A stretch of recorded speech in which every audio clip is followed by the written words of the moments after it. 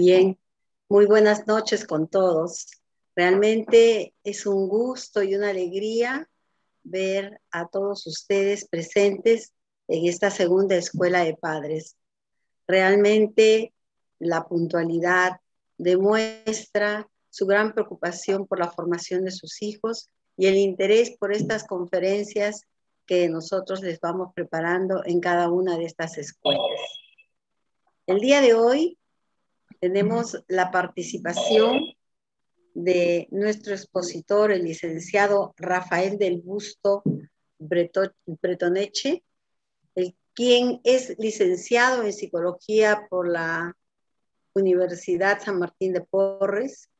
También es magíster en bioética y bioderecho por la Universidad Católica Sede Sapiens.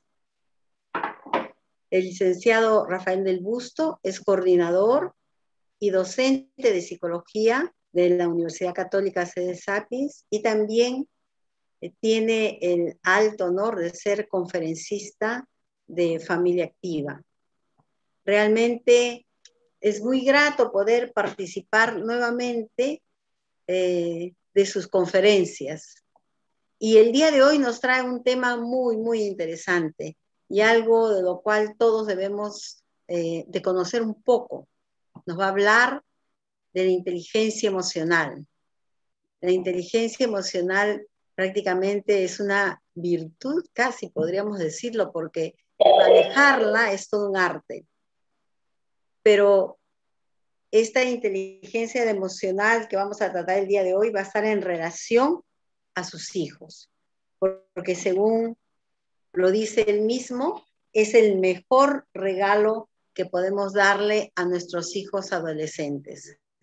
Saber cultivar este tipo de inteligencia. Quiero dejarles el día de hoy con la grata compañía del licenciado del Busto, quien nos va a brindar todo su conocimiento acerca del tema. Y quiero invitar también a todos ustedes a que participen de manera activa en esta conferencia, escribiéndonos en el chat sus preguntas, que el conferencista estará muy dispuesto a dar respuesta a muchas de ellas. Quiero darles nuevamente las gracias a ustedes por su puntualidad y dejar con ustedes al licenciado Rafael del Busto. Muy buenas noches con todos y adelante, licenciado. Gracias, profesora, por la presentación. Buenas noches. Gracias al Colegio David Ausbel por esta nueva invitación a tocar este tema, ¿no? Este tema que en psicología se discute un poquito, porque para muchos psicólogos, les cuento la historia, para muchos psicólogos la inteligencia emocional no existe, por ejemplo, ¿no? Para muchos, ¿qué es la inteligencia emocional? Lo que antiguamente se llamaban las habilidades sociales, ¿no? Incluso el mismo David Ausbel, no, que diga el mismo Goleman, dice que la inteligencia emocional no existe, ¿no? Pero que tuvo que ponerle ese nombre para que su libro pueda ser vendido. Si nosotros vamos a comprar una prueba de inteligencia y vamos a una tienda de test psicológicos y le decimos, oye, dame tu catálogo de test de inteligencia. Oye, no encuentro el test de inteligencia emocional. No, pues acá no está. Está en el rubro de test de personalidad. Porque cuando empiece a explicar, la inteligencia emocional pareciera más que son características de personalidad.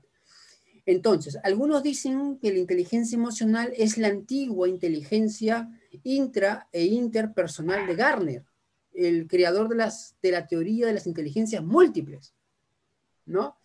Actualmente muchos ya no llaman a lo que voy a hablar hoy día, no llaman inteligencia emocional. Le llamaron habilidades socioemocionales, por ejemplo. Entonces, la psicología de vez en cuando le va cambiando el nombre a algunas cosas simplemente para cobrar más. Entonces, oye, ¿cuánto me cobras por control emocional? Te cobro tanto. El siguiente año, oye, hazme una charla que sea totalmente novedosa. Ya, te hablo de inteligencias múltiples y de inteligencia inter e intrapersonal. Perfecto. El siguiente año, ¿de qué me puedes hablar? Mira, te hablo de gestión de emociones. Perfecto. El siguiente año de inteligencia emocional. Y el siguiente año de habilidades socioemocionales. Es lo mismo. Pero algunos modernizan el nombre simplemente para estar actualizados y poder cobrarle más a las empresas. Esa es la historia. Entonces, incluso algunos dicen que ¿qué es la inteligencia emocional? Las virtudes de la templanza y la prudencia. las virtudes cristianas. Que quien practique estas virtudes cristianas de la templanza y la prudencia tendrá inteligencia emocional. Entonces, un poco el marco, el contexto. ¿Cómo surge esta idea de Goleman de inteligencia emocional? Ni siquiera surge de él. La pregunta es esta. ¿Por qué hay gente que es inteligente? Papás, acá es una cosa interesante. ¿Por qué hay gente que es inteligente y le va mal en la vida? ¿Y por qué hay gente que no es tan inteligente y le va mejor en la vida? Entonces se pensó, tiene que haber un factor diferente que pueda direccionar hacia el éxito profesional a las personas. Y ahí es donde surge esta visión, esta teoría de las inteligencias, ¿no? De la inteligencia emocional. Entonces, un factor que tiene que ver con nuestras emociones, como vamos a ver durante la charla, que tiene que ver mucho con el control, la tolerancia, el manejo de las emociones y unas habilidades más. Papás, algunas cosas, un dato que les puede interesar. Hay estudios que demuestran que el éxito de un hijo depende en un 20% de su inteligencia. El famoso CI, lo que se toma a las personas con los test de inteligencia. El 20% del éxito de una persona va a depender de qué tan inteligente es. El 80% de qué va a depender de la llamada inteligencia emocional. Especialmente de, señores, el control de emociones. Me hablaba una señora y me dice, mire, mi esposo es un gerente buenísimo, trabaja en un centro comercial muy famoso, ¿no? Lo paran moviendo a diferentes tiendas, pero no asciende. No asciende, no asciende, no asciende. Y hablando con ella, conociendo a su esposo, le dije, señora, yo como jefe, yo tampoco lo haría ascender. ¿Por qué? Porque no maneja sus emociones. Es un volcán, es súper impulsivo, por ejemplo. Y obviamente yo como trabajo, yo como empresa, yo no voy a poner a este señor como jefe que pueda maltratar a trabajadores y luego me gane una denuncia en Sunafil, una queja en el Ministerio de Trabajo. Entonces, posiblemente el factor emocional puede ser lo que esté influenciando en el éxito profesional. Puede ser muy capaz. Entonces, las historias empiezan así, ¿no? O sea, la gente postula al trabajo y en el trabajo les decía, tú tienes X estudios, lo demás también. Tú tienes tanta experiencia, lo demás también. ¿Qué tienes tú que lo demás no tengan? Que vas tú a aportar a la empresa. ¿Cuál es tu plus? ¿Cuál es tu plus? ¿Qué vas a aportar tú a la empresa? Experiencia tiene el resto de postulantes. Conocimientos, estudios tiene el resto de postulantes. Y las entrevistas de trabajo empiezan a girar en torno a estos temas. Y acá es donde ahora que vamos a recorrer algunas competencias, algunas habilidades propias de la inteligencia emocional, vamos a darnos cuenta que es una de las cosas que a las empresas les va a empezar a interesar, por ejemplo. Por eso el hecho de preparar a los hijos en algunas habilidades relacionadas a la inteligencia emocional, al control emocional, a la gestión de emociones, habilidades socioemocionales, como quieran llamarlo, ¿no? Va a ser muy útil, porque les va a servir no solamente en el día a día, les va a servir mucho en el campo laboral. Por eso es que la inteligencia emocional empezó a desarrollarse muchísimo en el mundo empresarial. Después llegó un poco a la educativa, al mundo de la educación, de la psicología educativa y un poco menos a la clínica, ¿ya? Entonces un poco ese es el contexto histórico de cómo se surge, ¿no? Este gran tema de la inteligencia emocional, ¿no? Bien, entonces, ¿cómo definen la inteligencia emocional, ¿no? Es un aprendizaje, la inteligencia emocional tiene que ser un aprendizaje, ¿no? A poner la inteligencia en las emociones y la emoción en la inteligencia, ¿no? Y hay que entender cómo hay emociones positivas y negativas, pero cómo las positivas protegen la salud. Por eso es que mucha gente cuando experimenta por mucho tiempo emociones negativas, ¿por qué la gente va al psicólogo? La gente no va al psicólogo porque siente. Somos humanos, es parte nuestra el sentir. La gente va al psicólogo porque lo que siento es tan intenso que me está afectando en mi día a día, o lo que siento dura tanto tiempo, dura tantos años, que me está afectando en mi día a día, en mi desempeño, por ejemplo. Me está afectando, ¿no? Entonces, y lo que hacemos los psicólogos es, esto que te dura tanto tiempo, hay que cortarlo, y esto que es tan intenso, hay que bajarle la intensidad. Por ejemplo, ya no soporto que mi hijo me haga renegar todos los días, o las cóleras que puedo tener con mi cónyuge, ya son demasiados años. No supero, lamentablemente, la muerte de alguien, posiblemente por el COVID. Ya ha pasado un año y no supero, por eso la gente empieza a ir al psicólogo, ¿no? Por eso cuando uno empieza a experimentar emociones negativas, por ejemplo, el famosísimo estrés, hay gente que empieza a somatizar. ¿Qué significa el somatizar? El síntoma emocional empieza a salir como síntoma físico. Hay gente que le puede dar hasta diabetes, presión arterial, gastritis, asma, psoriasis, alergia, acné, y es por estrés, dolores, y es por estrés. Hay mujeres que se estresan tantísimo que no salen embarazadas. Yo he tenido pacientes así, que no salen embarazadas porque el estrés les afecta el ciclo fértil, la fertilidad, por ejemplo, el ciclo menstrual les afecta y no salen embarazadas, y después tenemos a los ginecólogos mandándonos a las señoras a la consulta psicológica, y yo no entiendo por qué. El estrés es muy fuerte. Entonces, hay que entender cómo también, no solamente buscar desestresarse, ya toda esta energía negativa que tengo quiero botarla, eso es el desestrés, pero también hay que buscar sentirse bien, buscar sentirse de una manera positiva, porque eso también es saludable. Entonces, saludable no solamente es la ausencia de enfermedad, también saludable es buscar sentirse bien. ¿Qué te hace sentir bien? O sea, ¿qué te ayuda a desestresarte? Por ejemplo, hacer ejercicio. Pero también ver películas, jugar con los hijos, me hace sentir bien, por ejemplo. Y pues hay que buscar esto, el sentirse bien. Por eso es que protegen la salud. ¿Ya? Entonces la inteligencia emocional empieza a apuntar a esto. La inteligencia emocional es aprendida, no es como el otro tipo de inteligencia racional, que uno nace con una capacidad intelectual que puede ser medida y que normalmente se mantiene a lo largo de la vida. Por eso, y no es que, pero esto puede, la inteligencia puede mejorar. Si la inteligencia pudiera mejorar, curaríamos los retardos mentales. No es tan cierto.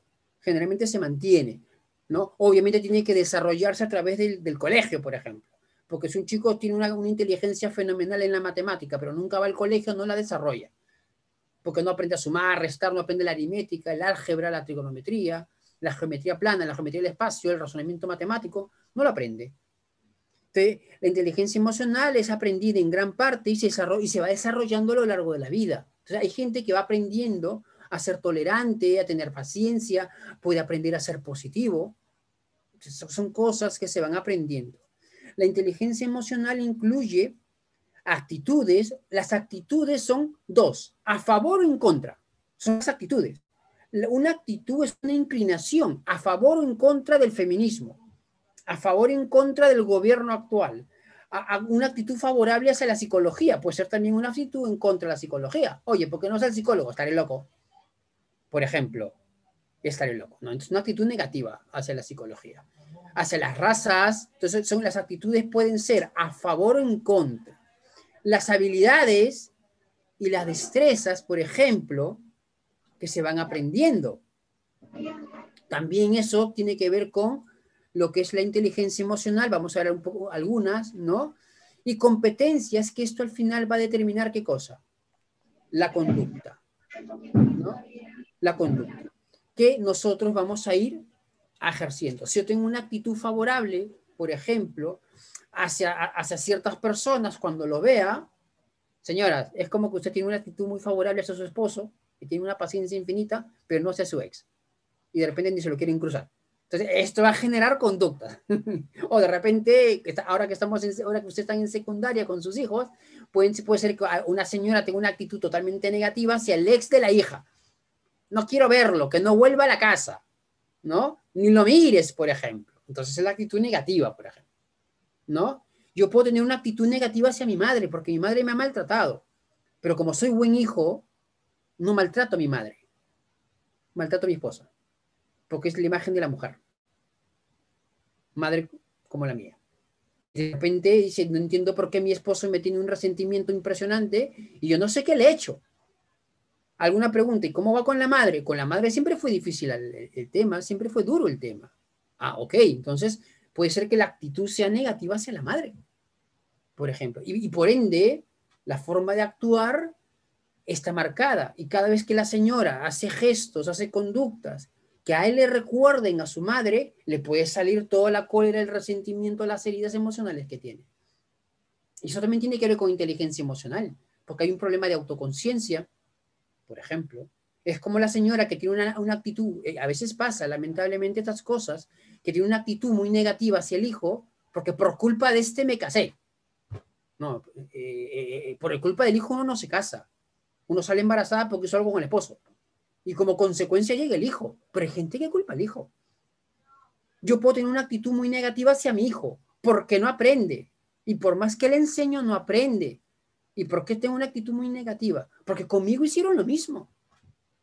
Entonces, como le decía una pareja ayer, que el papá no soporta que su hijito de primer grado de primaria se equivoque, yo le decía, a ver, vamos a ver, ¿quiere criar hijos felices o quiere criar hijos perfectos? Y se quedó callado. Porque todo lo que usted hace es para criar hijos perfectos, no felices. Y el hijo pequeñito le empezó a agarrar miedo al papá, que se reflejaba en pesadillas y en problemas para dormir. Entonces, las actitudes, las conductas, las destrezas. ¿Qué significa la destreza? La habilidad para resolver algo. Una persona experta es diestra en un tema, por ejemplo. Entonces, eso obviamente en el entrenamiento, en el uso, en la práctica, obviamente le va a ser más fácil. Si sus hijos empiezan a practicar el control emocional, obviamente les será más sencillo. Al principio puede costar mucho esto. Entonces, señores, ¿qué estamos haciendo? Viendo un tema que tiene que ver con el futuro y el presente de sus hijos. A nivel personal, a nivel laboral, a nivel familiar, por ejemplo.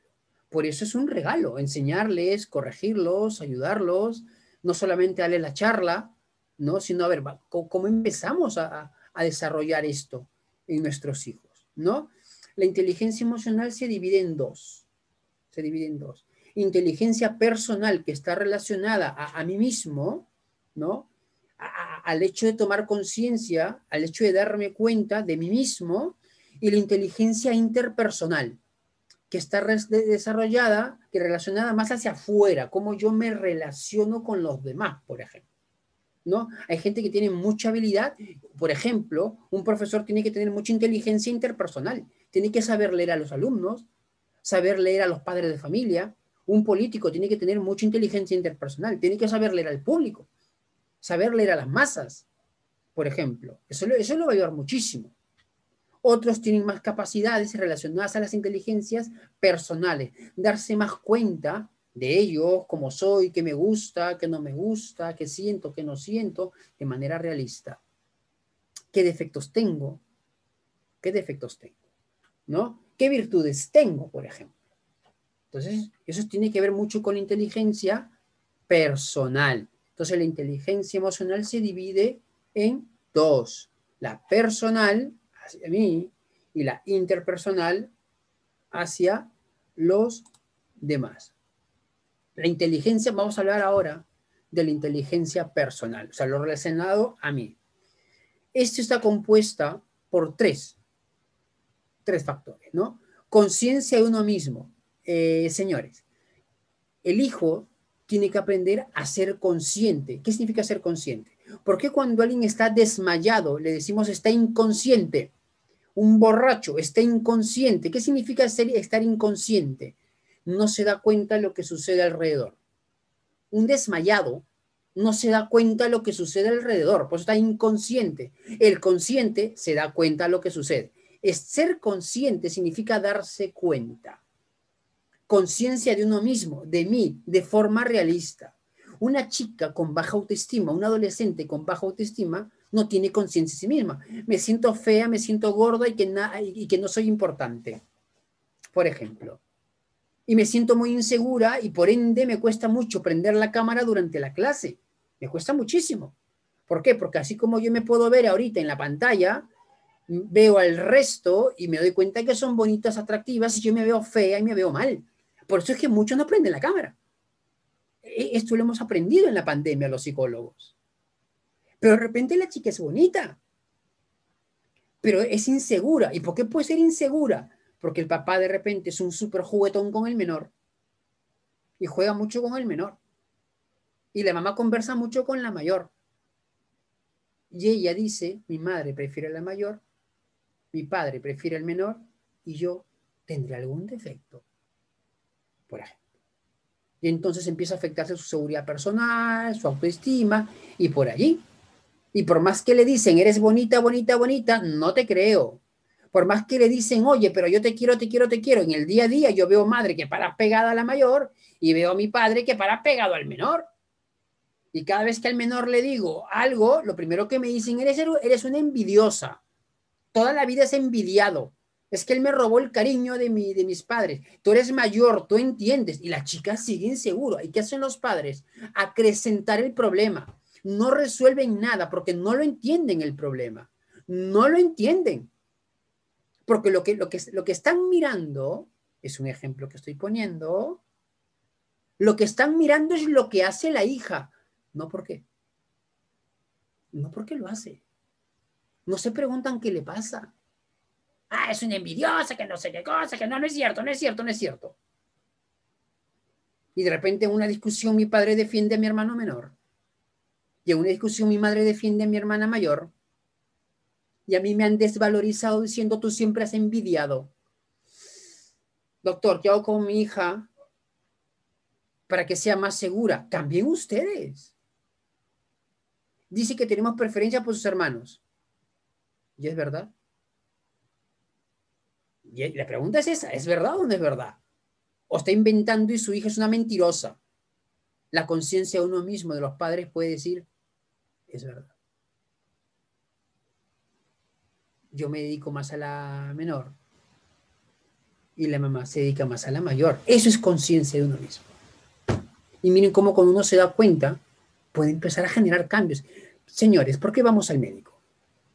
Porque tomamos conciencia que alguna parte de nuestro cuerpo no funciona bien.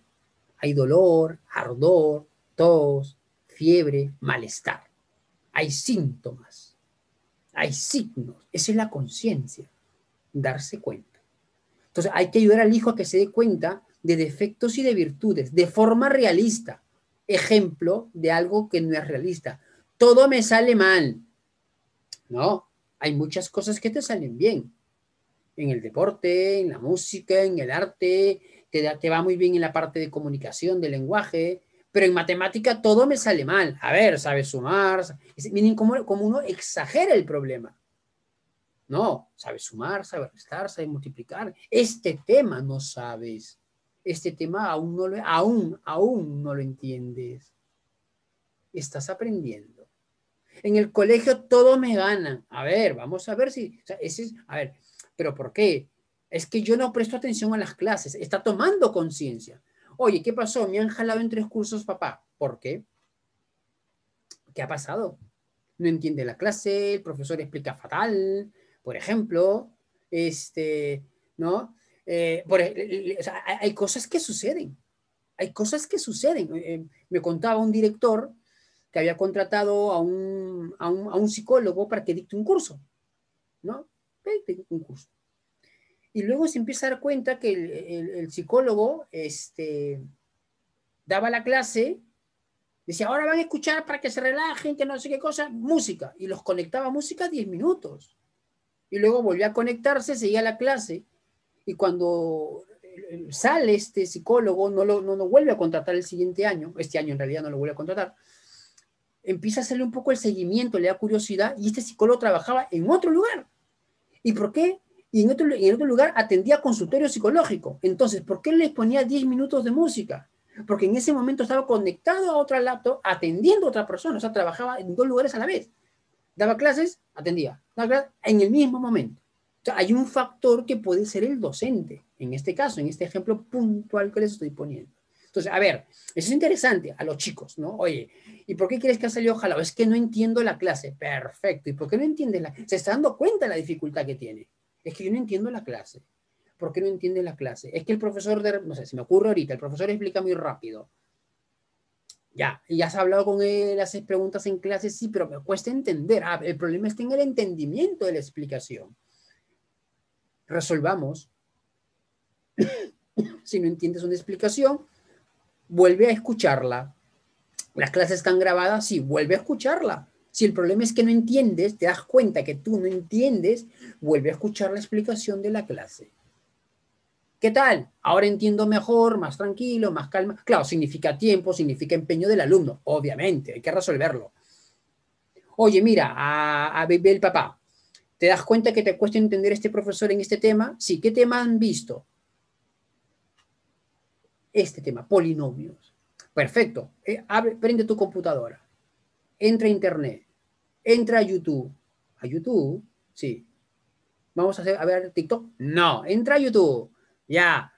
Pon polinomios, videos de polinomios. Y va a escuchar tutoriales que le explican polinomios. Tema resuelto. Se dio cuenta. ¿Por qué te han jalado? Me confié.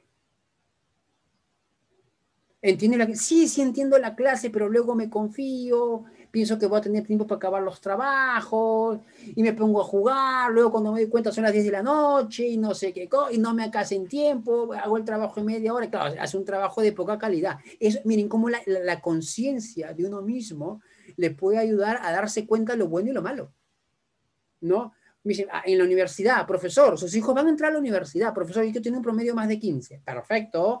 ¿Y cuál es la dificultad? Es que en este curso no llego. Hay cursos más complicados, cursos menos complicados, hay gente que la mejor en unos temas que en otros. Fácil, agarra estos temas donde te has dado cuenta que la cosa te va bien, estudia un montón, sube el promedio acá estudia para que no te jalen, ¿no? Lo que puedas, al promediar estas notas tendrás sobre 15 y se resuelve el problema. Acá podrás llegar a 13, pero acá llegas al 17. Promedia y llegarás al 15, por ejemplo. Entonces, y uno va viendo su potencialidad, por ejemplo, porque uno es consciente, ¿no? Mamá, me he dado cuenta que a mí los niños no me gustan, yo no tengo paciencia con los niños. Perfecto, has tomado conciencia de ti mismo, significa que tú pediatra no vas a ser, que tú profesor de primaria no vas a ser. Eso es la conciencia. Miren cómo el tomar, darse cuenta de los defectos, las virtudes, lo bueno, las habilidades, en qué eres bueno. Mamá, mi hermano me gana en deporte y mi otro hermano me gana en matemática. Pero te has dado cuenta que tú les ganas a ellos en comprensión lectora y les ganas en dibujo. Conciencia uno mismo, por ejemplo. ¿Te has dado cuenta? Hijo, esa es la vida. Habrá gente mejor que tú. Habrá gente que no es peor que tú. Eso es la vida. Tú no eres mejor en todo. Porque si digo mis hermanos me ganan en todo, mi autoestima está por los suelos. Pero si me doy cuenta que en algunas cosas yo soy mejor, por eso, papás, hay que tener mucho cuidado cuando feliciten. Ay, mi hermano sacaba 20 y le hacían fiesta. Sacaba diploma y le hacían fiesta. Yo con la justa llegaba al 13, 14. Y a mis padres, bien, hijo. Pero a mi hermano, ay, mi hijo, mi orgullo. ¿Y cómo te sientes tú? Decepción. Los decepciono. No se sienten orgullosos de mí. ¿Y por qué te estresa? ¿Por qué te estresa esto? Porque quiero ser un buen alumno en el colegio. ¿Y para qué? Es que quiero entrar a una buena universidad. ¿Y para qué quieres entrar a una buena universidad? Le digo yo. Así le digo, ¿ah? ¿Qué le digo? Así, ¿para qué quieres entrar a una buena universidad? Para estudiar una buena carrera. ¿Y de qué te sirve una buena carrera? ¿No? ¿Para qué quieres una buena carrera? ¿Ingeniería? ¿Para qué quieres ser ingeniero tú? En la uni, una buena... ¿Para qué? Para que mis padres se sientan orgullosos de mí. Tus problemas son tus padres. Tu problema son tus padres que piensas que no se sienten orgullosos de ti. Y por ende, en vez de vivir tu vida, vas a vivir la vida que crees que a ellos les va a gustar. No vas a vivir tu vida, vas a vivir para ellos. Y esto es lo que te estresa. Y si te jalan, vas a ver que el futuro se pone súper negro y que no vas a tener el éxito, la casa, el carro. Sí, porque yo les he prometido de chiquito comprarle una casa. ¿Y de qué te sirve la casa? ¿Qué significa la casa para ti? Es que yo a mi papá le prometí comprarle una casa cuando sea mayor. ¿Y por qué la casa? Y es importante esto. ¿Por qué la casa? ¿Porque son pobres? Porque quiero que se sientan orgullosos de mí. Que ahora no lo están, No. Eso duele. Eso duele. Y tenemos chicos adolescentes en la universidad y en el colegio. Cuéntame la historia. ¿Qué pasó? Entonces, dense cuenta cómo detrás de la casa que le prometió a mis papás puede haber detrás un dolor, una herida. Por eso la depresión, la cólera, se frustra cuando salen jalados y no sé qué cosa. Yo que quiero salir con buenas notas, pero mis compañeros de grupo, flojos, irresponsables, me duele, me hiere. Miren cómo uno puede empezar a darse cuenta de lo que está pasando con el hijo y por qué haces tanto barullo, tanto tema, porque tu grupo no trabaja. Hijo, tranquilo, son de chicos de secundaria. Posiblemente detrás hay otra cosa. Hay otro motivo detrás. El tema del orgullo. Los hijos queremos que los papás se sientan orgullosos de nosotros. Pero doctor, yo estoy orgulloso de mi hijo. Y se lo dice, ¿eh? No. ¿Su hijo lo sabe? No. Pero se supone. El hijo no es adivino. De muchas veces, estas reacciones emocionales ante frustraciones de notas, cuando son hacia arriba, a veces hay algo detrás. A veces. Eso es conciencia. Si mi padre no me quiere, si mis padres no me quieren, ¿por quién soy? Por lo menos que me quieran por los logros que tengo. La nota. Papás, ¿cómo le van a ubicar a esto? Papá, me saqué 19. ¿Y por qué no estás feliz? Porque él sacó 19,5. Me ganó. Pero hijo, es 19. Pero el 19,5 me ganó. Ah, el profesor entrega las notas. ¿Cuánto tú? ¿Cuánto tú? ¿Cuánto tú? Gané. Ya está. Gané. No importa con 11. Pero gané. Así los veo. 11, pero soy el mejor. 19, sacó 19,5. Depresión total. Y la gente que no es empática, ¿qué es lo que dice? Por medio punto, es que ese medio punto significa su valía personal. Él se está valorando por la nota, porque de la nota depende la reacción de los papás. Miren cómo el ser humano es complejo. Su valía está en función de resultados. ¿Y cómo lo aprendiste? Mi hermano para sacando diploma desde inicial y le hacen fiesta. Los abuelos vienen, ¿dónde está mi geniecito? Este es mi geniecito, que no sé qué cosa, futuro ingeniero, que no sé qué cosa. ¿Y a ti? Nada. Y a tu hermana, uy, le revientan cohetes porque es una súper deportista. Representa en el colegio en deporte y danza. ¿Y a ti? Yo normal.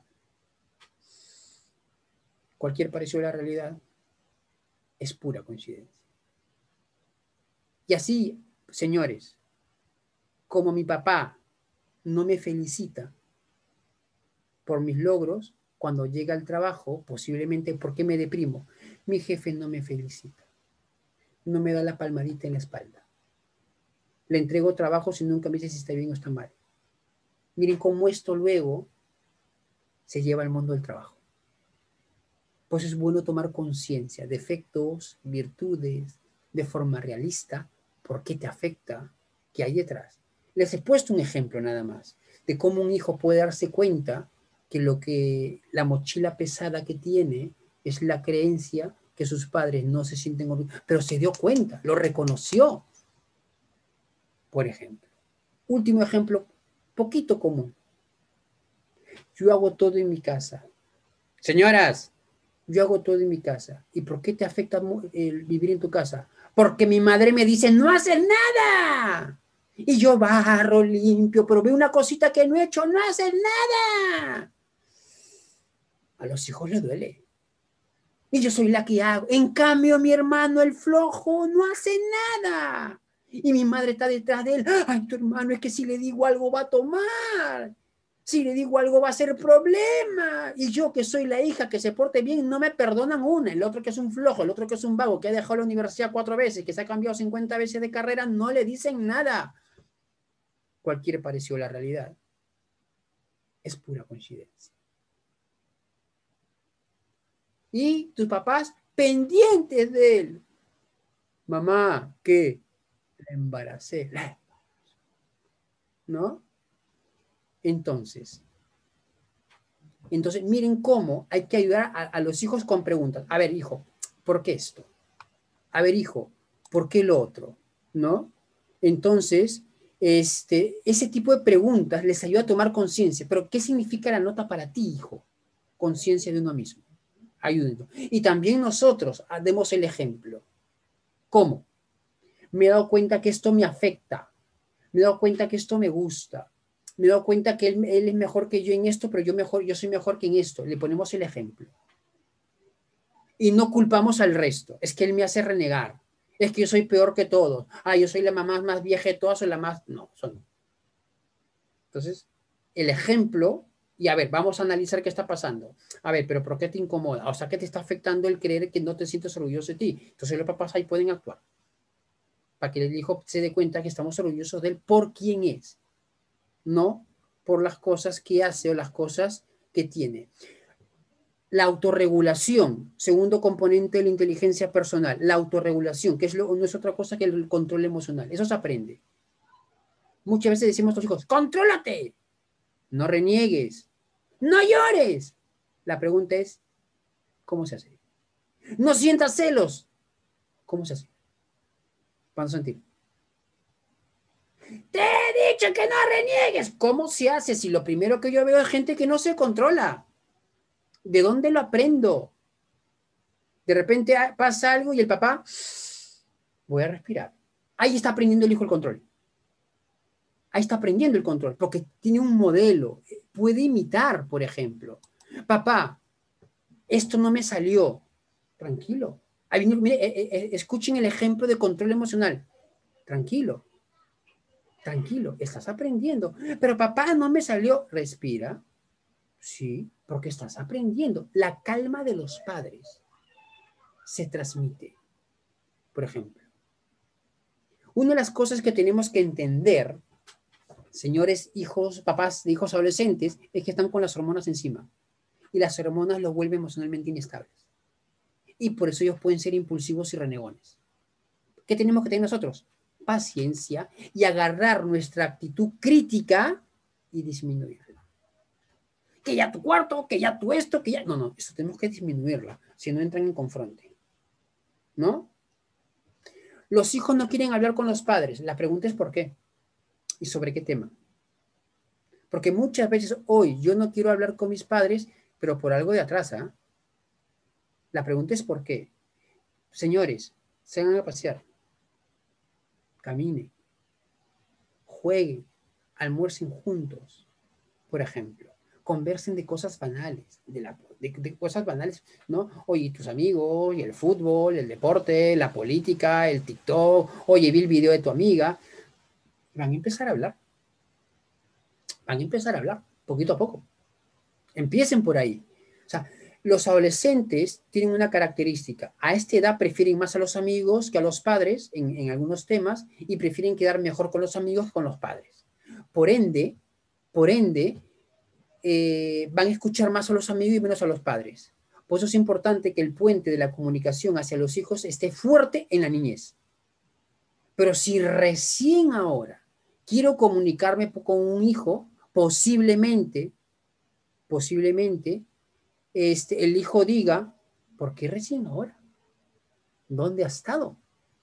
Cuando de niño yo lo buscaba. Ya no quiero. O sea, cada caso es diferente. Ya no quiero. Oye, tu papá dice que no le preguntas nada si todo grita. De todo se altera. ¿Sí? ¿Para qué le pregunto? ¿Para que me critique? Pues no le cuento. Pues cada caso habría que evaluarlo. ¿Qué es lo que ha pasado? Por ejemplo, si cada vez que el hijo cuenta algo, criticamos, juzgamos de manera negativa, por ejemplo, nos burlamos, no lo tomamos en serio.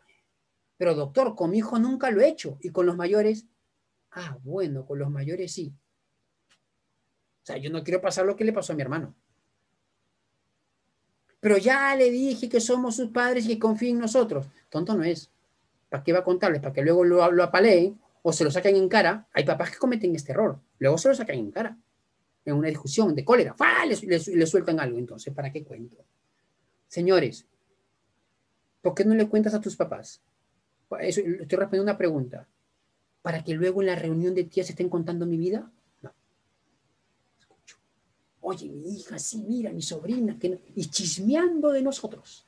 O sea, ¿por qué los hijos no hablan con los padres? Explicaciones pueden haber varias. Cada uno tendrá que evaluar su situación familiar, qué es lo que puede haber pasado. Y a veces los hijos van hablando, ¿ah? Pues empecemos a hablar de cosas banales y luego poquito a poco vayan entrando, ¿no? Muy bien. Entonces, el control emocional, ¿qué significa? Hay que tener pensamientos frenos. ¿Qué es el pensamiento freno? Hay que decirnos cosas. Cálmate. Doctor, yo no puedo controlarme. ¿Estás segura que no puede controlarse? Sí, doctor, yo no puedo controlarme. Mi hijo me hace algo, ya estoy gritando. Mi esposo hace algo, ya estoy gritando. No puedo. ¿Estás segura que no puede controlarse? Sí. Si su madre le grita, ¿usted qué hace? Le escucho, ya. Si le grita un policía, ¿usted qué hace? ¿Le grita el policía? No, no lo grita el policía. Y si su jefe le grita, ¿usted se pelea con su jefe? No. O sea, usted se controla cuando quiere y con quien quiere. No, entonces lo real no es no puedo controlarme. Lo real es no quiero controlarme. Contigo, policía, sí me controlo. Contigo, mamá, sí me controlo. Contigo, jefe, sí me controlo. Contigo, cónyuge, pareja, no me controlo. Contigo, hijo, menos. Uno decide con quién se controla y con quién no. Bienvenidos al mundo real. Conciencia de uno mismo. Eso es conciencia de uno mismo. Uno decide con quién se controla. Por ejemplo. Entonces, ¿por qué a tu jefe no lo gritas? Pensamiento freno. Me va a botar, me callo. ¿Por qué no le gritas al policía? Me va a llevar a la comisaría, me callo. ¿Por qué no le gritas a tu madre? Es mi madre, me callo. ¿Por qué le gritas a tu esposo? ¿Y quién se ha creído este? Eso no me frena, eso me anima. ¿Y por qué no te controlas con tu hijo? Porque lo primero que digo es, ¿y este qué tiene? ¿Este qué le pasa? ¿Me está contestando? ¿Qué? Pensamiento. El pensamiento. ¿A quiénes les puede costar controlarse? A los que piensan, debería, habría, tendría, se supone. Escuchen a los renegones. Mamá, es que debiste decirme que había tarea. Tú debiste tener tu responsabilidad, pero mamá, tú tienes el WhatsApp del salón, pero tú debiste, él debería, debiste, pero tú debiste preguntarme, es tu responsabilidad. Pero mamá, porque la mamá no acepta la culpa, se la manda al hijo, porque la mamá se olvidó de avisarle. Debiste preguntar al profesor, ¿no? Entonces, los que piensan, analicen a los conocidos que tienen renegones. ¿Cómo piensan? Debería, habría, tendría, se supone. Otra forma de pensamiento para renegar, ¿cuál es? Blanco, negro, todo o nada. O se hace o no se hace. O las cosas se hacen bien o las cosas no se hacen. Esa forma de ver el mundo hace que no nos controlemos. Ver el mundo de forma absolutista. Es que nadie me hace caso. Todos me tratan mal. Nunca nada me... Los problemas que son así, los veo así. Afectan más. Y eso es nuestra forma de ver el mundo. Señores, ¿por qué renegamos a veces con los hijos? Porque no son como queremos.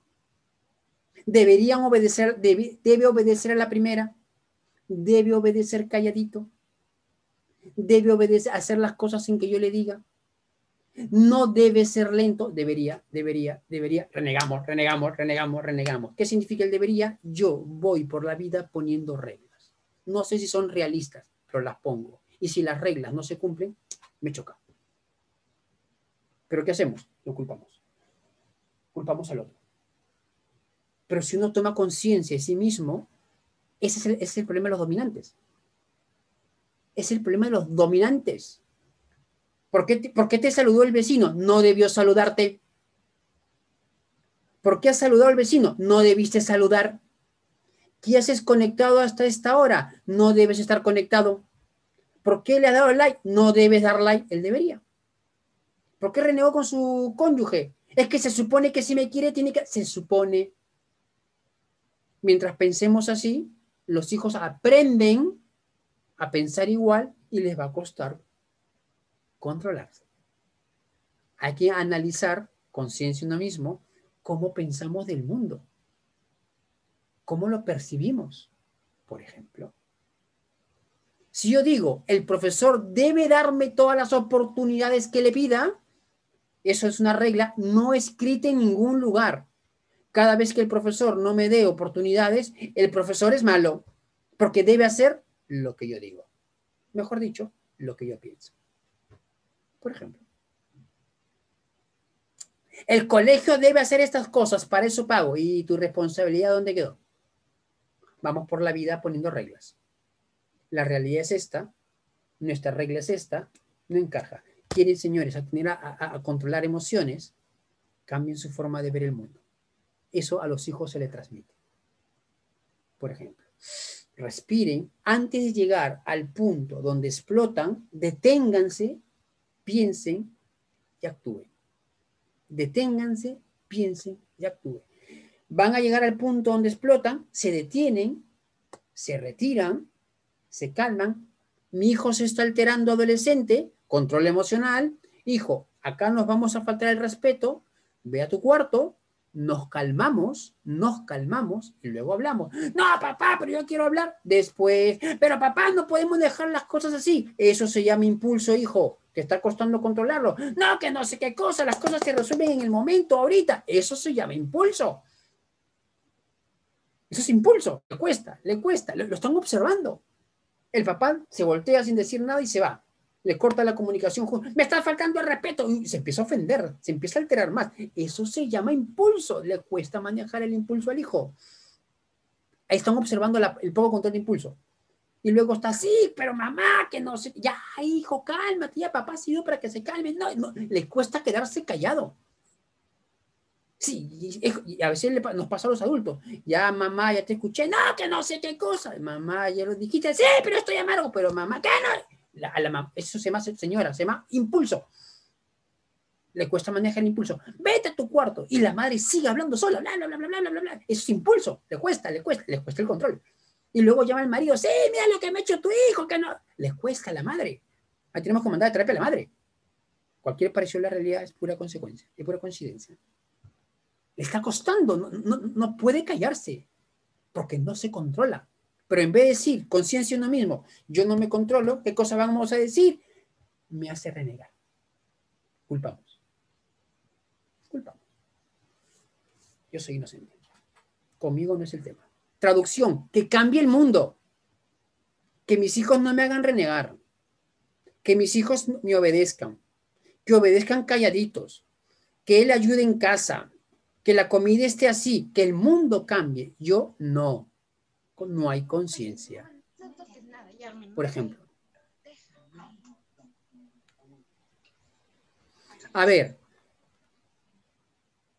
a veces estamos tan pegados al hijo, ¿no? Estamos tan pegados al hijo que a veces el hijo se siente saturado, se siente invadido. Señores, yo enseño en la universidad. Ya me han presentado. Muchas veces cuando el hijo entra a la universidad, cuando el hijo está en el colegio, hay papás que están detrás del hijo. El hijo lo dice, es como una pulga en la oreja. ¿Has hecho esto? ¿Has comido? ¿Has hecho esto? Lo tienen ahí. Al hijo lo tienen limitado. ¿Ya? Van a llegar a la universidad. Y muchas veces a este hijo lo sueltan un poco. Ya es mayor, está en la universidad. Y los chicos, yo hablo con los chicos, dicen, por fin estoy en un lugar donde mis papás no están. Y quieren sentirse libres. Quieren hacer cosas donde los papás no se puedan meter. Y acá viene el problema. Algunos que dicen, voy a hacer algo donde mis padres no se meten. No entran a clases. Se meten en alcohol, droga, sexo, fiestas, mujeres, al billar, se van a las villas. ¿Pero por qué haces esto? ¿Pero por qué te metes en este problema? Porque es algo que puedo hacer y no están mis padres a mi costado. Señores, no saturen al hijo. porque luego quiere experimentar en libertad. Me siento libre, puedo hacer, pero compran, gastan, comen, por fin no se meten, y como están en la universidad y se creen grandes y manejan ya dinero y tienen otros horarios y no sé qué cosa, algunos se descarrían. ¿Ya? Entonces, eso hay que tener cuidado con eso. De repente darse cuenta, otra vez. Hay que también darle su espacio, son adolescentes, ¿no? Ya no es el hijo que hay que cargarlo, no es el hijo que hay que llevarlo de la mano, es el adolescente que tiene que ir a nuestro costado y a veces un poquito adelante y nosotros atrás, ya no hay que cargarlo. Entonces, no lo saturen, porque luego algunos hacen esto en la universidad, en el colegio, no lo van a ver ahora, lo van a ver con un par de años. Y la explicación, y cuando yo le explico, oye, pero ¿por qué hace? Muchos se explican por esto, ¿ya? Por acá puedo hacer cosas donde no se meten. ¿Pero te das cuenta que está mal? Sí, pero no se meten. Y eso es lo que quieren sentir, la libertad. ¿Ustedes dónde vieron eso? En la película Titanic. La chica, no. Luego encuentra a Leonardo DiCaprio, le rompe todos los parámetros y se empieza a sentir libre. Ya se les explico cómo se forman las parejas, ¿no? ¿Cómo propiciar que el papá se involucre más en las actividades? Hay que hablar con el padre. A ver, ¿qué te pasa? ¿Qué tienes en la cabeza? Exagero. ¿Qué te pasa? A ver, ¿por qué no quieres? Es que estoy cansado. Ya, bonito flor, pero ¿por qué no? Las razones para que el papá se involucre en la casa, él ya las sabe. La pregunta es qué lo frena, qué lo limita. Entonces también hay que ver eso. A ver, ¿qué actividades le puede costar menos? Por ejemplo, de repente para el papá, no sé, jugar charadas le parece un poco vergonzoso, pero de repente jugar casino le parece mejor. También un poco hay que propiciar esto. ¿Ya? A ver, hijo, al papá, ¿qué te gusta? Bueno, a mí me gusta hacer parrilla. Perfecto. Sábado hacemos parrilla. ¿Quién quiere ayudar a hacer parrilla con el papá? Y por ahí lo involucran al hijo. O sea, a veces las actividades pueden ir por ahí para mejorar las relaciones. Hay una mano alzada, no de alguien de tercero. Sí, señora, le escucho. Buenas noches, licenciado. Sí, quería hacer la pregunta. Recién acabo de ingresar por trabajo, pero veía que decía que no hay que saturarlos, ¿no? En mi caso, por ejemplo, yo trabajo, tengo un niño de 14 años, mi hijo de 14 años, y le di esa confianza de que él hiciera las cosas solo, que viera la tarea, que hiciera todo, ¿no? Como ya por su edad, pero no la hizo. Entonces, ¿cómo usted me dice que hay que soltarlo, si bien es por su edad, pero qué hacer si es que le damos esa confianza y no cumplió con las tareas, que los profesores me llamaron, señora, no cumplió con la tarea, no ha enviado la tarea? Entonces, yo le digo, ¿qué pasó? Yo confío en ti, ¿no? Ya no está en una edad tampoco de poder castigarlo, poder darle unas nalgadas, ¿no? Pero, ¿qué hacemos en este caso? ¿Cómo hacemos Señora, usted partió de un error. Partió de un error. Como tiene 14 años, debería hacer sus cosas solo. La realidad le enseñó que no. Su hijo aún no estaba preparado para hacer sus cosas solo. Tenemos que partir de la realidad. Si yo creo que por la edad automáticamente como baño mágico le llegó la responsabilidad, eso no existe. ¿Qué es el patrón? El patrón es el camino conocido por el cual el cerebro se va. Todos tenemos patrones, positivos y negativos. El patrón es el camino conocido por el cual el cerebro se va. Y el cerebro funciona de esa manera. Si mi patrón es un ejemplo banal, hay que imaginarnos que no hay pandemia, ¿ya? Si mi patrón es, yo llego a la casa, tiro la casaca, tiro la mochila y me siento en el sillón a ver televisión, ya es hora de almorzar, las 4 de la tarde, ya es almorzar, hago esto, ¿no? Y a mi madre llega a las 6, son 5:55, y me pongo a hacer la tarea para que me encuentren haciendo tarea. Es que mamá, me han dejado mucha tarea. Muchas veces los papás decimos, colegio, tanta tarea, mi pobre, y el viejo ya. Si este es mi patrón como hijo, el patrón es el camino conocido por el cual el cerebro se va. Si yo digo que mi hijo llega y tira las cosas y se pone a ver televisión, y yo lo veo, agarra la casaca, agarra la mochila, a tu cuarto a comer, y todos los días pasa lo mismo, significa que él, el patrón, lo tiene en la cabeza. ¿No es cierto? Si yo no estoy, ese patrón no va a cambiar. Lo va a seguir haciendo. Entonces, cuando quieran dejar a sus hijos, a veces por trabajo, es verdad, la pregunta es, ¿y él está listo para hacerlo? No es un problema de edad. No es un problema de edad. Señores, nosotros respetamos muchas leyes sin necesidad de que estén o no estén escritas. Porque tenemos capacidad de autocontrol. Y sabemos qué es bueno y qué es malo.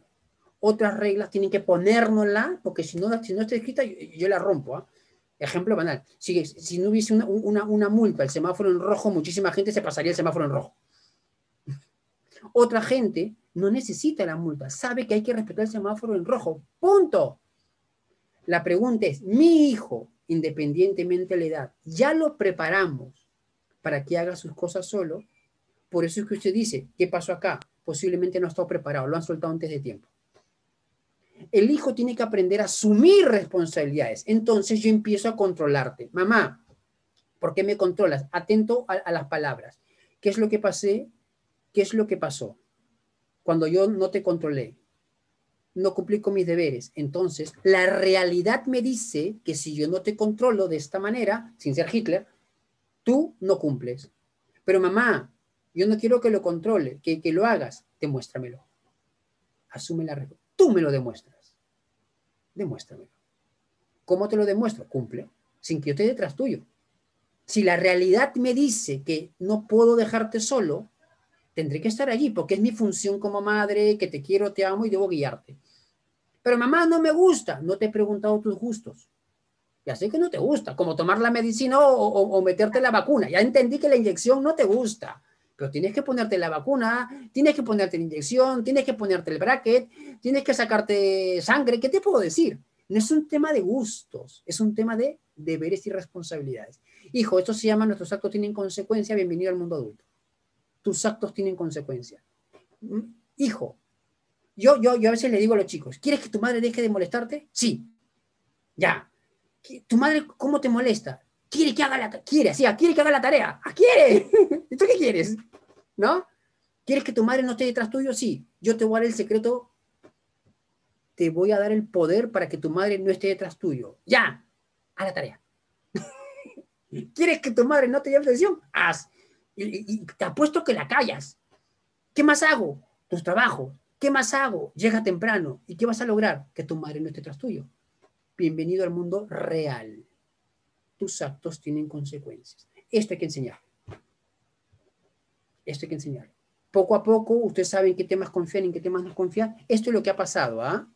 No es lo que imagino, ¿no? Y lo otro es, si por ejemplo, usted puede decir, ya entendí por qué mi hijo no asumió responsabilidades. Porque cuando era pequeño siempre tuvo niñera, ejemplo, siempre hubo empleada y todo el mundo le hacía las cosas. Es decir, no se entrenó en asumir responsabilidades solo. Todo se lo hacía. A ellos les va a costar. Tienen que aprender. Usted no agarra a su hijo, nada, y lo tira a la piscina. No, primero hay que enseñarle a nadar y luego se le suelta. No es que ya tienes 14 años, ya sabes nadar, nada, ¡pum!, se ahoga. No son temas de edad. Otra vez, se supone que porque tiene 14 años va a ser responsable. Eso es mi suposición, eso se llama idea. La realidad demuestra que no es así. Eso es lo que ha pasado, sospecho. Gracias. ¿Ya? Entonces, la autorregulación emocional, el control emocional va a depender mucho de la imitación. Mucho de de imitación, claro, los hijos imitan a los padres. Si el hijo se porta de cierta manera y el papá, tranquilo, los hijos imitan, es el clima. Pero si yo soy el papá desaforado, el hijo por imitación, por modelado, puede costarle, ¿no? Papá, le quiero pegar. ¿Por qué? Cálmate. Papá, no me sale. Cálmate, estás aprendiendo. Y señores, el tono de voz, cálmate, tranquilo, que por aquí. ¿Te acuerdas que tú pensabas que no te iba a salir esto y te salió? Sí. ¿Te acuerdas cuando empezaste a hacer polinomios? Sí. ¿Te acuerdas cuando empezaste a hacer tus esquemas? Sí. ¿Te acuerdas cuando empezaste a hacer y ahora cómo sabes? Sí. Hija, al principio es así, pero luego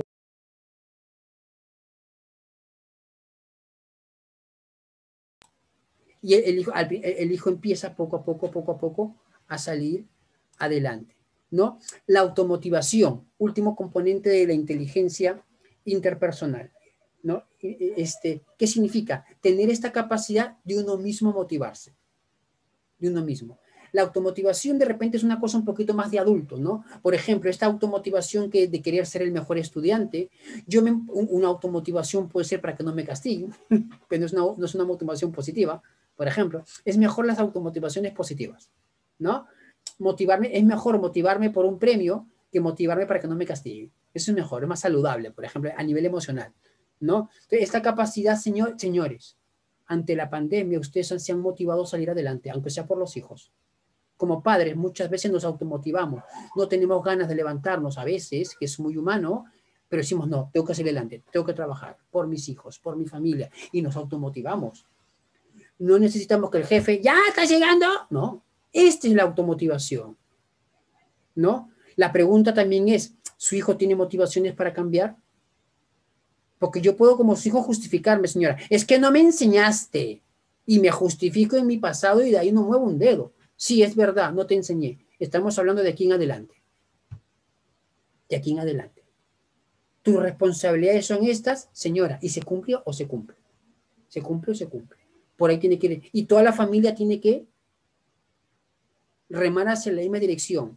Porque si usted hace las cosas bien, pero luego viene, ay, es que tu madre ya sabes, ay, hijo, ay, ya sabe tu madre cómo se... Eso no funciona, le están diciendo que la madre está mal. Por eso las desautorizaciones van a afectar esto. No, hijo, lo haces porque es correcto, pero papá, mamá lo dijo y mamá es pesada.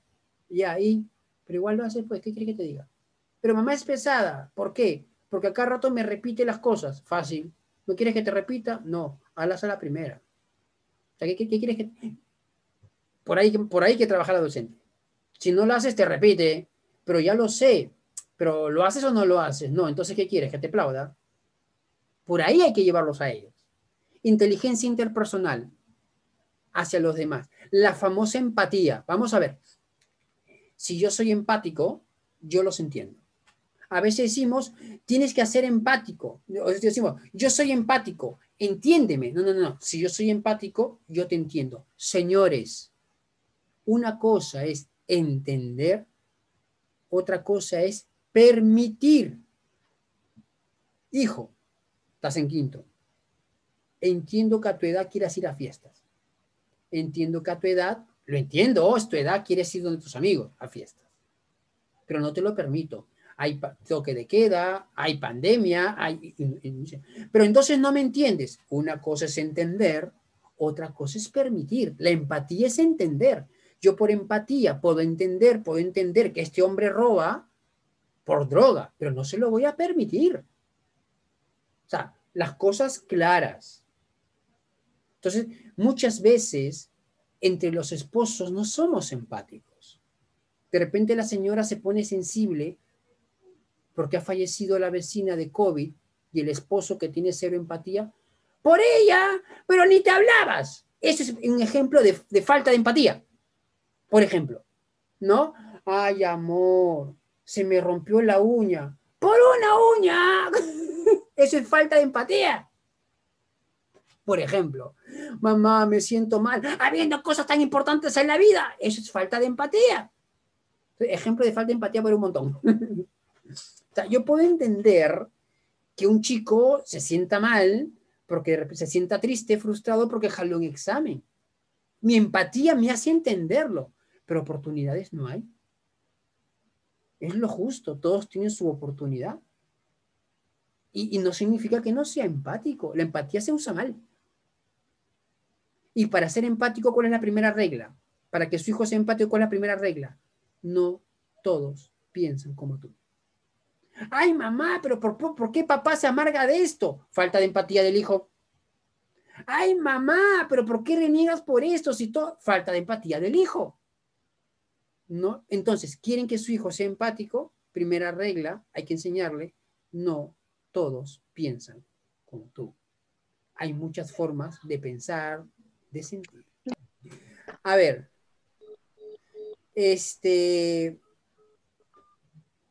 dentro de esta automotivación, algunos chicos, cada hijo es diferente, se le da por, no se interesan por nada. Hay hijos que son muy prácticos. Con cámara. Muy prácticos. Ay, ¿para qué me arreglo? Ay, ¿para qué me baño? Si igual me voy a ensuciar. Hija, cámbiate. Ay, pero ¿para qué? Si estoy en casa, hay pandemia, no salga. Hay gente que es muy práctica. El defecto de la gente que es muy práctica es que muchas veces empieza a convertirse en indiferente. Ya no les interesa. Ya es igual, me da igual cómo me vista, cómo me arreglo, ¿ya para qué? Eso puede ser un tema que tiene que ver mucho con su con su carácter. Es un tema mucho de carácter, ¿no? El práctico se vuelve indiferente. Si al hijo no le interesa nada, a ver, vamos a ver. Otra cosa es que me digan, a mi hijo le interesaba el fútbol, ya no ve fútbol. A mi hijo le interesaba jugar con PlayStation, ya no juega PlayStation. A mi hijo le encantaba ver TikTok, ya no ve TikTok. Eso huele a depresión. Ese desinterés de cosas que antes le interesaban y disfrutaba y ahora no le interesa, eso huele a depresión. Pero si hay cosas que no le interesa, porque ¿para qué? Y siempre ha sido así, eso tiene que ver más con su forma con su carácter, por ejemplo. Entonces, ahí habría que ver qué lo mueve, qué lo moviliza, qué temas le interesa, qué noticias ve, qué videos, qué cosas investiga, y por ahí hay que empezar a despertar su interés. Y de repente, si uno quiere hacer que lea, ¿no? Como una señora se dio cuenta que a su hija le atraían mucho las películas de detectives, de misterio. Empezó a comprarle libros que tengan que ver con detectives, con misterio. Y la hija empezó a leer. Una hija se impactó, se impresionó por Harry Potter. Entonces dijo, acá aprovechó la oportunidad y le regaló el libro de Harry Potter y lo leyó y le pidió el otro y se leyó toda la colección. Entonces, a veces hay que ubicar al hijo qué es lo que lo mueve, qué es lo que lo motiva. Entonces, la empatía es, me pongo en tus zapatos, entiendo esto y mi trato obviamente es diferente. Punto de partida es ¿cuál es? Hijo, no todos piensan como nosotros. Ahora, lo que es bueno y lo que es malo. O sea, sobre eso no hay que discusión. Tampoco significa aceptamos todo. No, lo que está mal está mal. Segundo componente de la inteligencia interpersonal son las habilidades sociales, ¿no? Las habilidades, es decir, esta capacidad, por ejemplo, ¿no? Que tenemos nosotros para relacionarnos. Los que son amigueros tienen muchas habilidades sociales, muchísimas, ¿no? En cambio, la gente que es muy renegona no tiene habilidades sociales porque trata mal al resto, y la gente que es muy tímida no tiene habilidades sociales porque le cuesta relacionarse. En resumen, entonces, en la conciencia de uno mismo, uno puede darse cuenta de lo que siente, por ejemplo, identificar las emociones que siento. Me doy cuenta que mi cólera trae dificultades, afecta a los demás, que cuando me siento de esta manera los demás se afectan. Por ejemplo, me valoro de manera correcta, por eso a los hijos hay que valorarlos de manera correcta, en lo bueno y en lo malo, por ejemplo, y esto genera autoconfianza, ¿no? Entonces uno se da cuenta de en qué soy bueno, en qué soy malo, y sé en qué confío y en qué no confío. El autocontrol de emociones, de impulsos, por ejemplo, hace que uno pueda manejar el impulso y no cojo cosas de los demás, por ejemplo. Y por ende puedo asumir responsabilidades.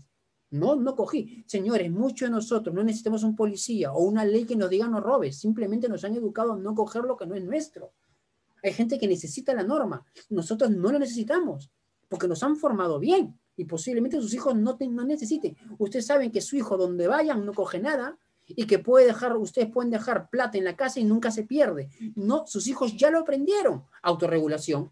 Les puede venir la tentación, pero se autorregulan y por lo tanto se adaptan, por ejemplo, y se adaptan porque pueden regularse. La automotivación es buscar motivos para llegar a logros, para tener éxito, para llegar a metas, y por ende me comprometo. Entonces me motivo, es que ya me comprometí, he dado mi palabra con el grupo, con el colegio, con los padres, y esto puede traer como consecuencia que se tomen iniciativas. Me voy a motivar para ayudar económicamente a mis padres. Y de repente hago un pequeño emprendimiento, un pequeño negocio, por ejemplo, y esto va de la mano ¿con qué? Con el optimismo, ¿no? Es enfrentar cada día de manera diferente. La empatía, que tiene que ver con la comprensión de los otros, darse cuenta de lo que los otros sienten, que esto lo afecta. Yo puedo no entenderlo. Es como cuando la niña de 8 años mira a la hermana de 15, ¿y por qué lloras? Es que me peleé con mi enamorado. Por eso, es que no entiende. No entiende lo que es sufrir por amor, porque no lo ha experimentado. Por eso le cuesta ser empática. Pero es por la experiencia que ha tenido. Entonces le cuesta entender ese tipo de sentimiento, por ejemplo, ¿no? O que la hermana llore porque se le murió la mascota. Ay, pero es una mascota, es un animal. Eso es falta de empatía. En cambio, cuando uno es empático, está atento a las emociones del otro. La mamá, por ejemplo, oye, no maltrates a la mascotita que a tu hermano no le va a gustar. Eso es empatía, por ejemplo. Enseñarle al resto que estas cosas afectan a los demás, por ejemplo, estar atento a necesidades del otro. Las mamás son campeonas, que necesita el hijo, que le falta, por ejemplo. Entonces uno puede anticiparse a necesidades. Ah, ya va a venir con hambre, yo conozco a mi hijo y seguramente va a venir con sed porque fue a fulbito, entonces se van anticipando. Acá las mujeres son geniales en este punto, por ejemplo. Y uno se da cuenta también que como la gente es diferente, hay diversidades y uno puede cultivar oportunidades, por ejemplo. Y puede entender al grupo, a la gente. Uno puede entender a las mamás del salón. Ah, es que las mamás del salón son así, pues ahí viene la empatía, ¿no? Por ejemplo. Y por último, las habilidades sociales, donde uno se relaciona, conversa, dialoga. Algunos tienen un poquito más de dificultad, otros menos. Otros donde van, hacen amigos y conversan. Como la señora que va al mercado y habla con todo el mundo. Va a un puesto del mercado y está hablando con la señora del costado, está hablando con la otra, está hablando con la casera y habla con todo el mundo. Y los hijos avergonzan, ay, mi madre cuando vamos de compras habla con todos, ¿no? Habilidades sociales, ¿no? Los amigueros tienen habilidades sociales. Entonces saben escuchar, por eso es que los renegones tienen problemas de habilidades sociales, no saben escuchar, saben resolver conflictos, saben negociar, por ejemplo, pueden ser líderes. El ser líder no es ser mandón. El ser líder es ser guía. Es inspirar, por ejemplo. Y el líder muchas veces no es el jefe. Al jefe ni le hacen caso a veces, por ejemplo. Y puede, por ejemplo, este hecho de habilidades sociales también le puede costar mucho al tímido que tiene temores, por ejemplo. Puede construir lazos de amistad, compañerismo. De repente a un tímido, pero habla con tu amigo, pídele el cuaderno. Le cuesta, es tímido, le cuesta. Entonces hay que tomar conciencia de esto para ayudarlo, por ejemplo. Tienen más facilidades para cooperar, trabajar en grupo, por ejemplo, para juntarse con gente y juntos lograr algo. Entonces, también eso tiene que ver con las habilidades sociales. Bien, terminamos, ¿no?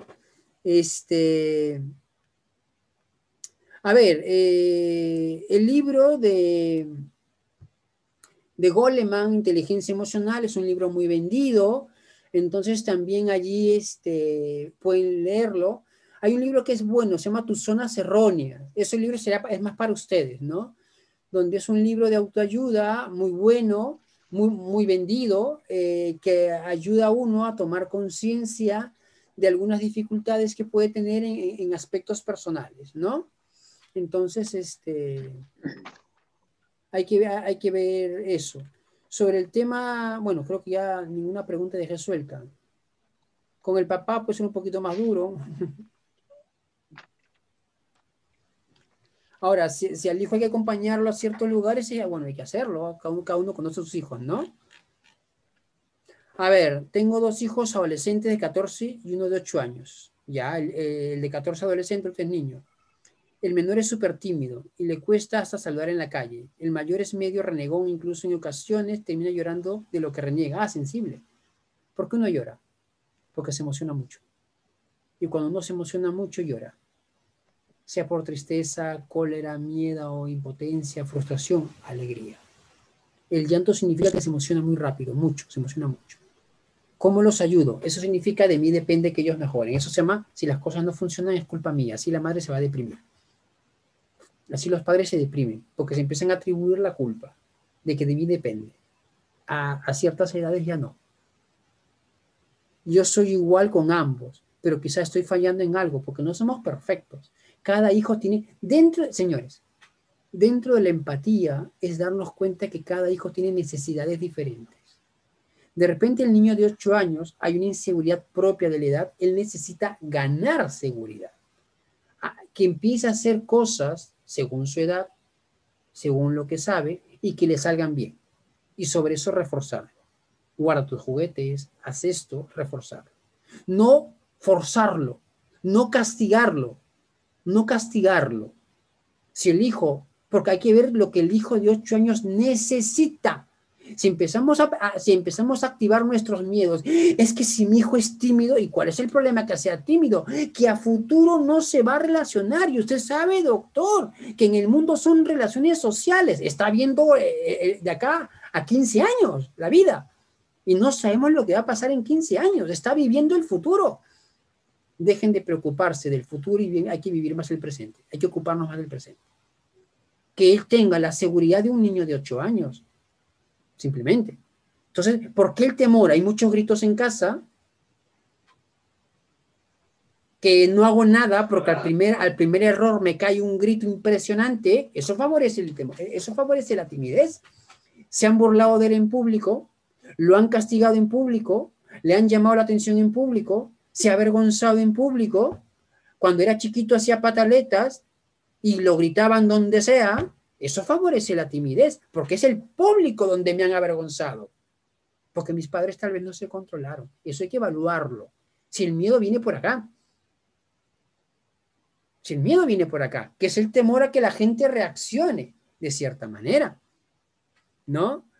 Entonces, poquito a poco, entonces, si le cuesta saludar en la calle, no hay que forzarlo. Lo que tenemos que empezar a hacer es, oye, que venga un compañero a la casa a jugar y que se empiece a sociabilizar con uno. Es que, doctor, yo quiero que mi hijo supere la timidez, lo llevo a fiestas infantiles, ok, y quiero que participe cuando la animadora dice, bailen, salten, canten, pero su hijo no necesita eso, quien lo necesita es usted. Quien está comparando a su hijo con el resto es usted. Quien está compitiendo con los demás papás es usted. Eso es lo que usted necesita, pero no es lo que el niño necesita. Porque si el grupito se burla porque no participa, anda ya. Y por eso lo peor que puede hacer, lo peor que le pueden hacer a su hijo en una fiesta infantil o en un salón, ¿qué cosa es? ¡Aplauso para que se anime! Eso se llama presión social. Yo quiero pasar desapercibido y la animadora de show infantil lo primero que hace es que todo el mundo me preste atención. ¡Aplausos para que se anime! No. Lo exponen más a lo que tiene miedo y lo va a hacer súper presionado y con demasiado miedo. Y luego lo que es un temor puede pasar a una fobia. Puede ser. Esto pasa en las historias de los pacientes. Y termina siendo fobia. Y si el resto se burla de mí, si el resto me ataca y se burla de mí, yo puedo crecer paranoide. Porque el resto me ataca y luego el pobre chico termina psiquiátrico. Aunque parezca mentira. Esto es una clase de psicopatología. El hijo a veces no necesita esto. A veces son nuestros miedos. Por ejemplo. Entonces, poco a poco, insértenlo en grupos. Bueno, lamentablemente estamos en pandemia, donde poquito a poco, de repente traigan un niñito que lo va a activar. Si lo junta con otro tímido, la cosa va a estar media dura, ¿no? Pero si el otro chico es habladorcito, que por aquí viene el primito y con él se va soltando, eso es lo que hay que hacer. Poco a poco, denle seguridad, a ver, saluda, a ver esto, y lo tratan como la realidad me dice, como niño. Y por ahí lo van a llevar bien, lo llevan bien. 14 años, ¿qué pasa con él? Es renegón. A ver, puede ser un poquito la edad, vamos a ver. Hijo, reniega, pero no ofendas. Hijo, reniega, pero no insultes. Hijo, reniega, pero no tires cosas ni golpees. Esto sí lo manejas. Si eres renegón, te lo guardas, te desahogas, pero sé educado y respetuoso. Eso es otra historia. Es otra historia.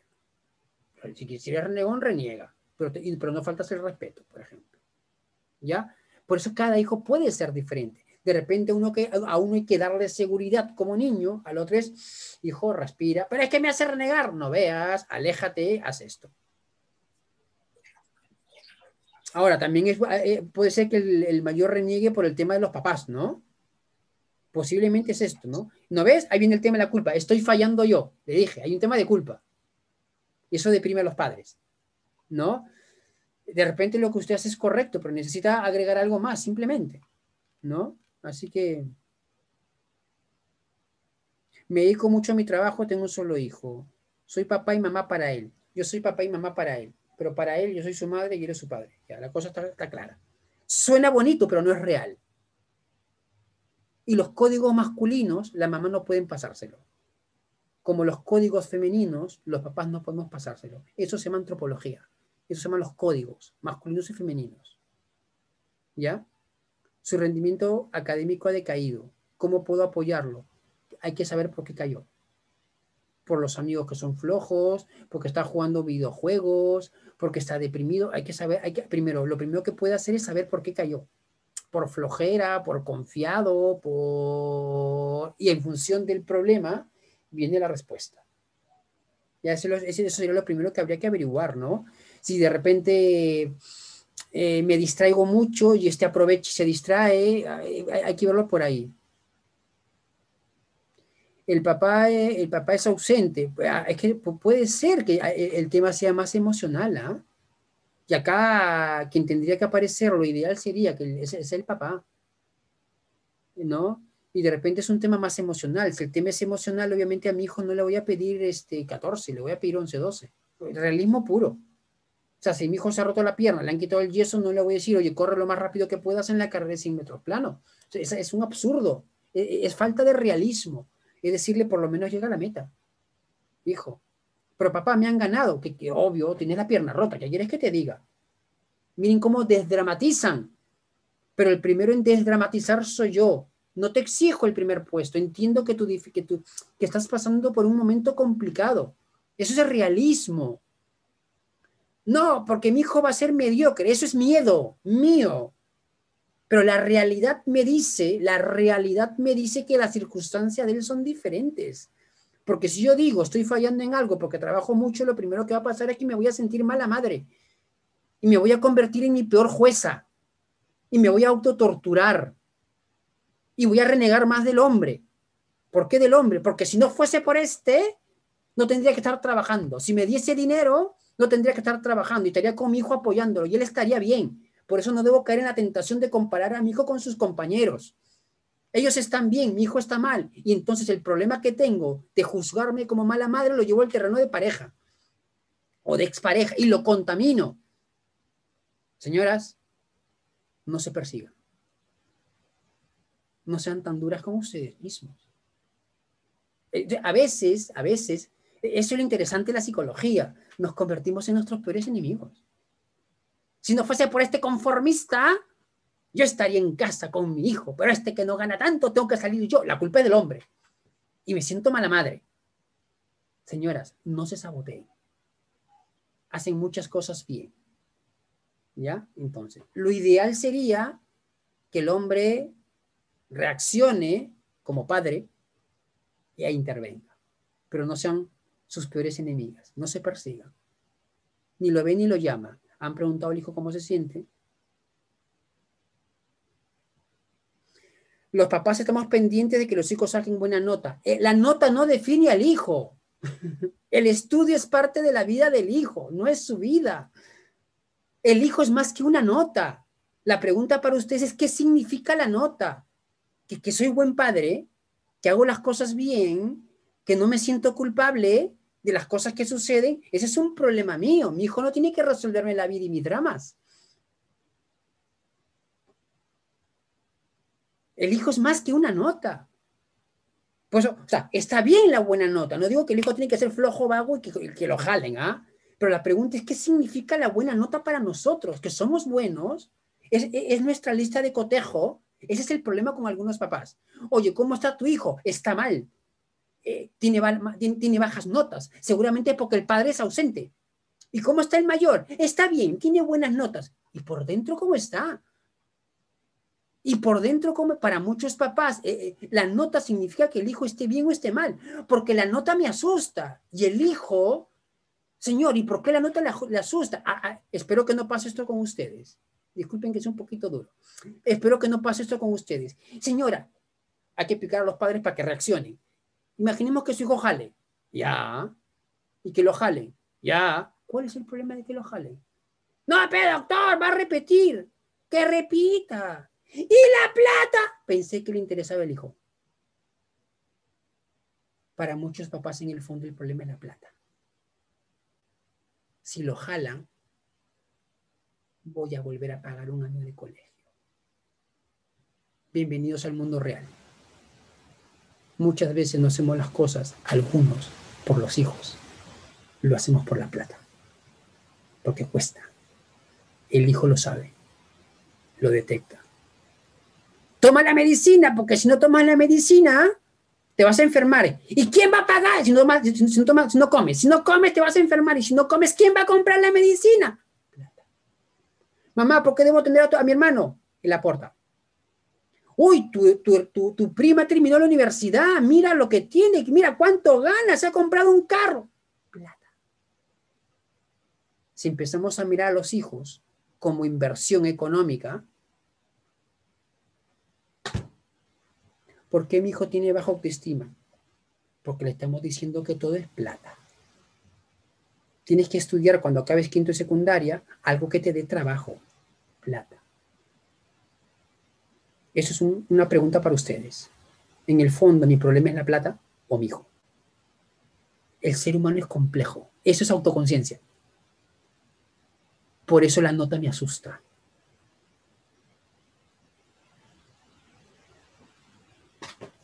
Por eso muchas veces, cuando el hijo tiene buenas notas, nos olvidamos de él. Porque tiene buenas notas. Oye, ¿y a tu hijo mayor no le afectó la separación? No, tiene buenas notas. ¡Notas! Pero el estudio, ¿qué puede ser? Su antidepresivo. Por lo menos pienso en el estudio y no en los problemas que hay en mi vida. Y ahí me concentro. Ahí me concentro. Y es el antidepresivo, porque estoy deprimido. Pero no lo ven. Lo que pasa es que el otro, al jalar, está llamando la atención de otra manera y le prestamos atención. Y lo sacamos. Y lo ayudamos. Y el que tiene buenas notas pasa desapercibido. Y a veces en la universidad revientan. O sea, ¿y este de dónde? Y allá no revientan, pues. Yo los veo. Buenos alumnos, jalan un curso, ¡fum!, se van hasta abajo. ¿Y tú de dónde? Y me cuentan esta historia. Afectamos su seguridad, depende cómo lo hagan. Una cosa es que yo conversé con mi hijo sobre las notas, otra cosa es que, ¿cómo está? Ya, 14, ¿por qué 14? O sea, eso sí le afecta la seguridad a mi hijo. Si yo lo persigo, otra cosa es que le digo, hijo, ¿por qué 14? ¿Qué pasó? Es que, hijo, papá, el tema es difícil. Bueno, hijo, eso es diferente, es un diálogo. No lo estoy persiguiendo. No lo estoy persiguiendo. ¿No? O le estamos enseñando a que sean exigentes. Depende cómo se enseñe. Depende la forma, depende el método. Señores, la intención es buena. Que tengan buenas notas, que sean mejores hijos, que sean hombres de bien. O sea, la intención es buenísima, los queremos. Señores, ninguno de nosotros falla en la intención. La forma. Puede ser que tenga algún pequeño error. Y por eso la charla es un poquito para ajustar formas, no intención. Nadie le desea mal al hijo. Nadie de ustedes creo que le desea un mal al hijo. Las formas. Ese es el tema. Bien. Gracias por las preguntas. Interesantes las preguntas. Ha permitido hablar muchas cosas. Tomemos conciencia de muchas veces nuestras motivaciones, nuestros temores. Espero que no sea el mayor temor la plata. ¡Es que hay pandemia, doctor! Y siguen discutiendo la plata. Y se aferran a la plata. Miren al hijo, amen al hijo, ¿no? Gracias al Colegio Ausubel por la invitación, a Familia Activa por haberme pasado la voz. Y siempre es una grata experiencia las escuelas para padres. Y de paso me divierto un poquito.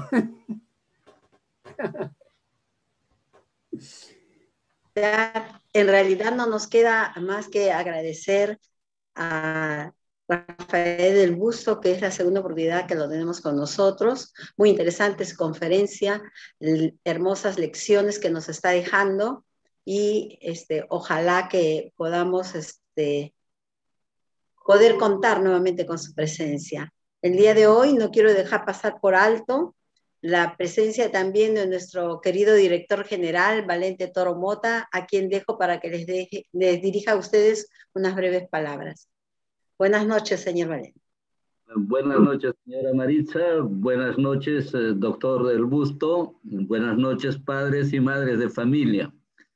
Como director general del colegio, no me queda sino agradecer en primer lugar la brillante exposición del doctor del Busto, que nos ha dado herramientas importantes para seguir cultivando mejor el futuro de nuestros hijos. Yo creo que es un aspecto muy importante también para nosotros, y me complace mucho la gran presencia de los padres de familia. Eso está demostrando su enorme interés por tener hijos cada vez mejores. Y finalmente, antes de despedirme, quiero hacer hincapié también, no olvidarnos del momento que seguimos viviendo. El gobierno nos sigue señalando que puede haber una tercera pandemia. Entonces, hay que seguir incentivando la vacuna a quienes le correspondan en nuestra familia, y también no descuidarnos en cuanto a las medidas de prevención, el uso de la mascarilla, la distancia, el lavado de manos, etc. A veces con la rutina nos olvidamos, pero es importante no olvidarnos eso. Bueno, yo les agradezco a cada uno de ustedes por participar con nosotros en esta idea de ayudar primero a nuestros estudiantes, que son el futuro de nuestra patria. Muy buenas noches a todos y muy agradecido por su presencia.